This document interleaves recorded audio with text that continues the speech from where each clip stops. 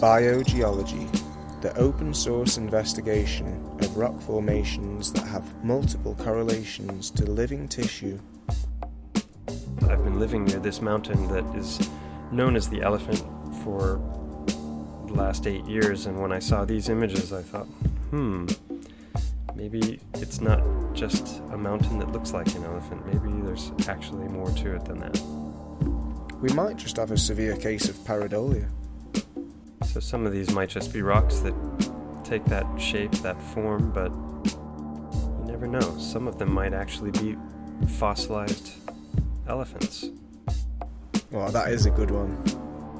And if that's the case, then everything we know about geology is based on erroneous thinking, and we need to start to revisit these different ologies.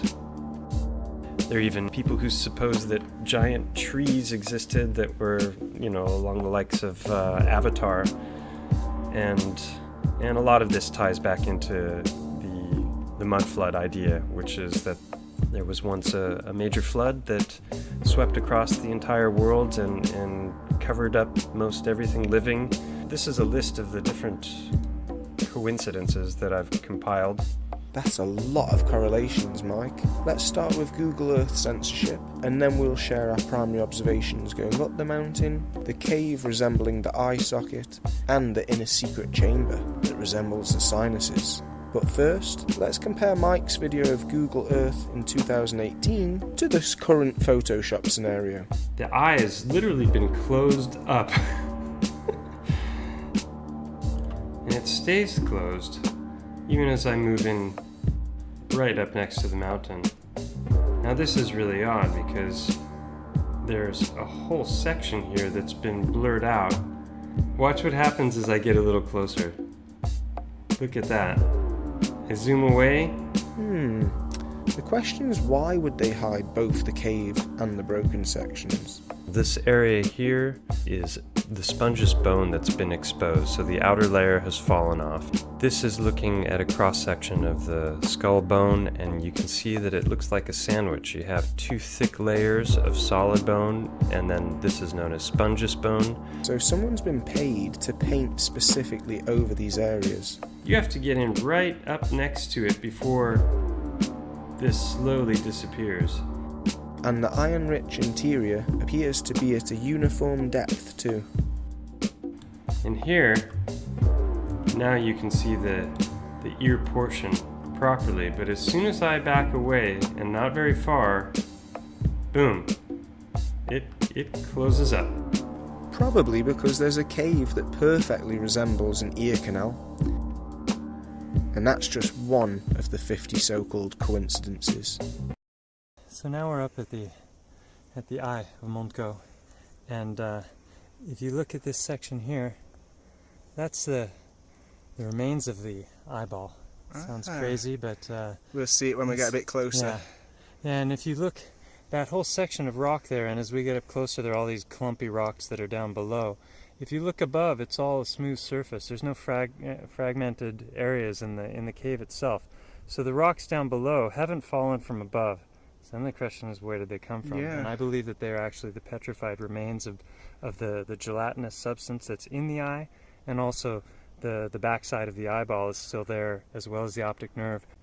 And then this section here there's a channel going through. It's a cave. Yeah. And that is, if you look at elephant skulls, There's a little hole right here.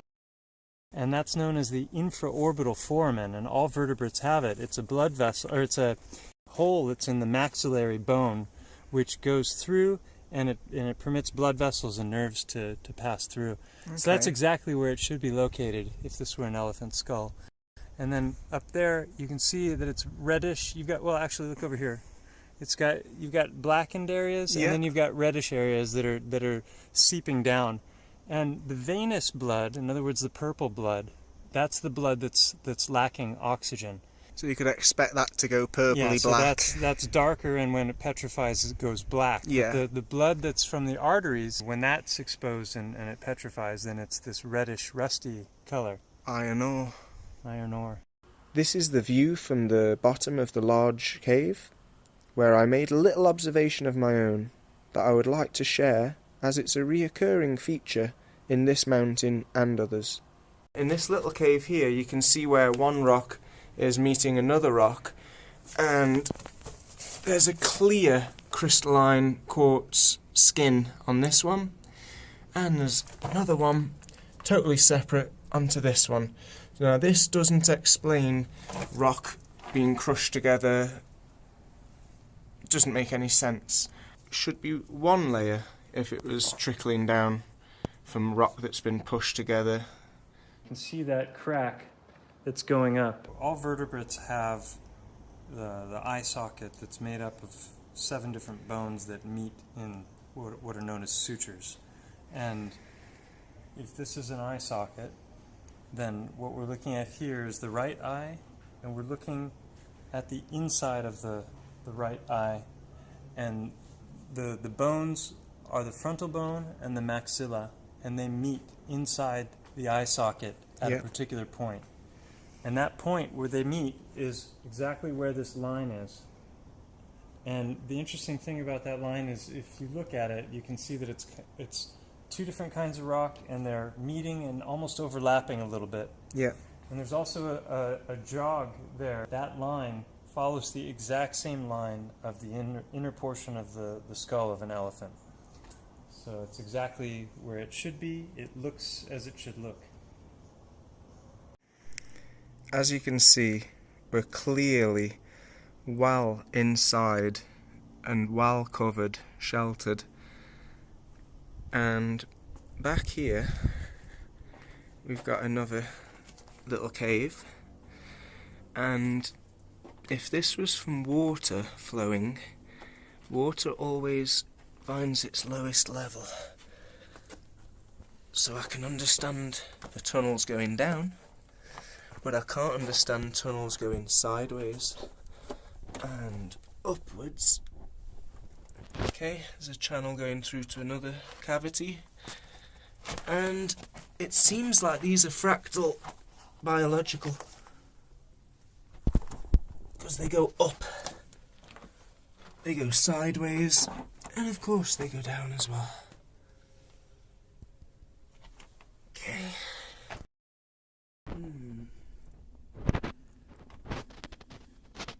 You can see that there's really a tissue-like quality to it. So my theory is that, this would be artery vein passageway.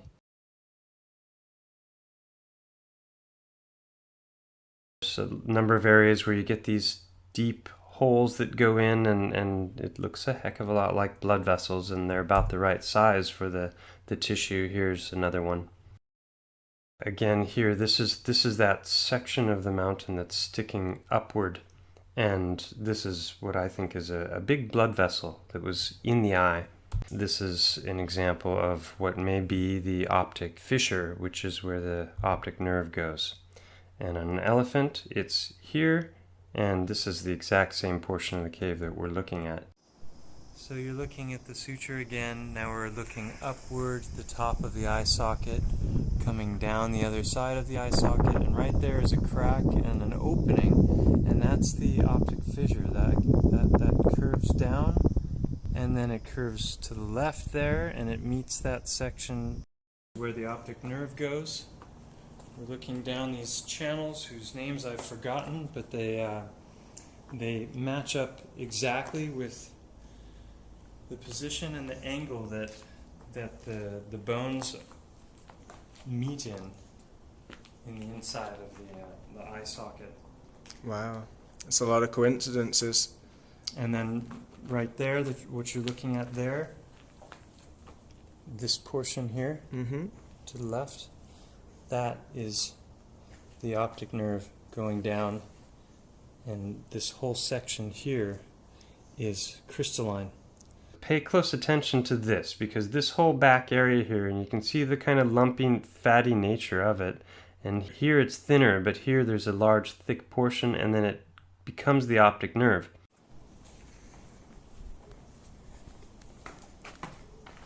Are we filming? Yeah. Okay. So this is the back portion of the eye, this section and that section. You can see there's channels going in. and they break off into smaller channels. That's your blood vessels.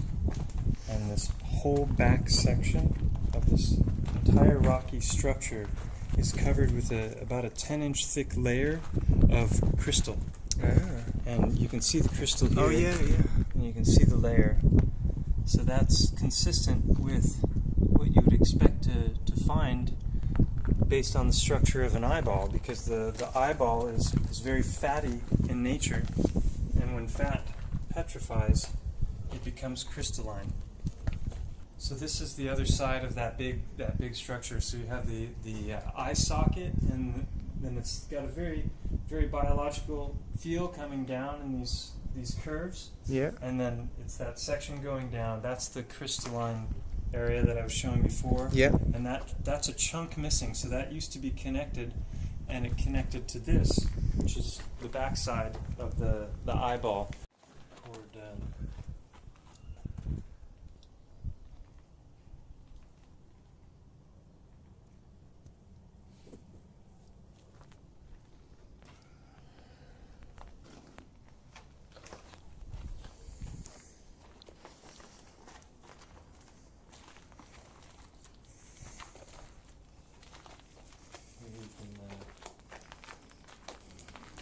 Get a sense of the blood vessels that are coming in.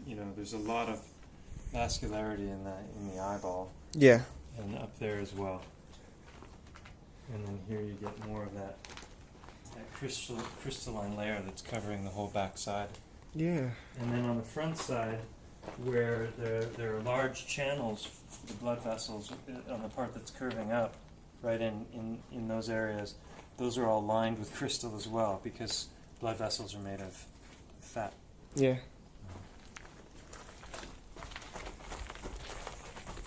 And then this is really a great spot for seeing what the crystal looks like. Yeah. And the patterns. But you can see that it's lined like that.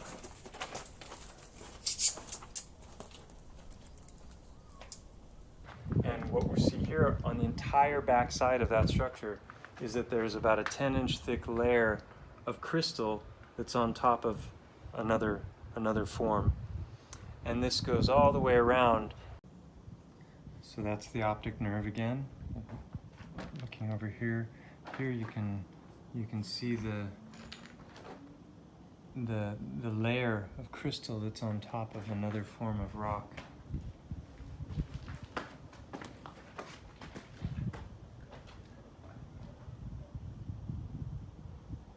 That's exactly how you would expect And that's definitely different types of rock. Yeah.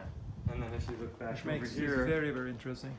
then this is that section of the inner, the socket going down, meeting the optic nerve, and then there are channels that go down there. So you can follow that section down on either side. Those go down into the sinus passages, and if you follow these caves down and go in through smaller channels, that actually enters into a giant cavern in there that could very well have been the sinuses and maybe somehow leads to the brain.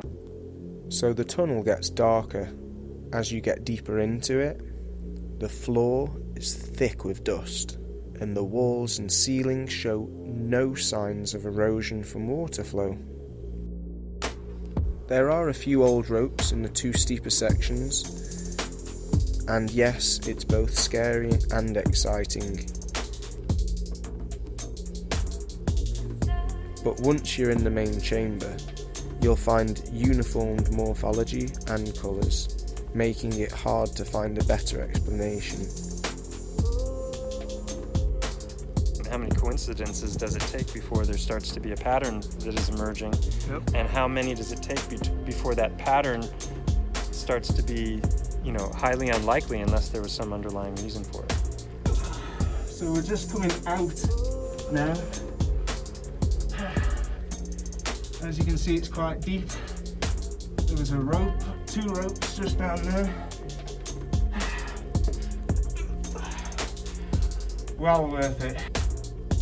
Hopefully you are now convinced to go and look for yourself and to share your findings. We still have a few quick things to add. After all, we don't want you thinking that we just jump to conclusions. It's a big challenge to motivate people to verify something that conflicts with their beliefs. Have no fear facing the ridicule and sarcasm from the many people who are strong believers in what they've been taught. It is a shocking revelation, and a lot to take in at once. But that's the difference between keeping an open mind to anything unverified and falling into a belief system. This picture looks like he's smiling. I like that.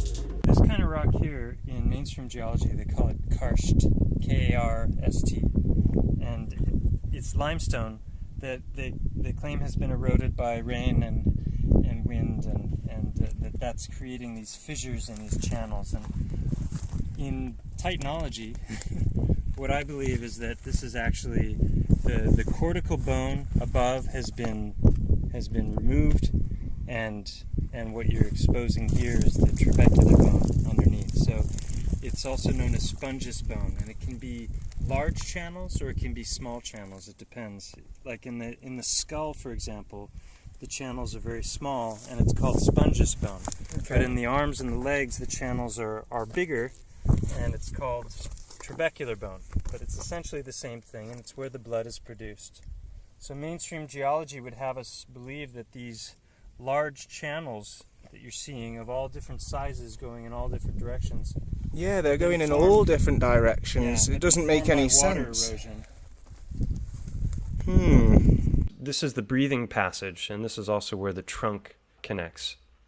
And it's a huge hole. This area here has all collapsed, and we can see that when we look from above.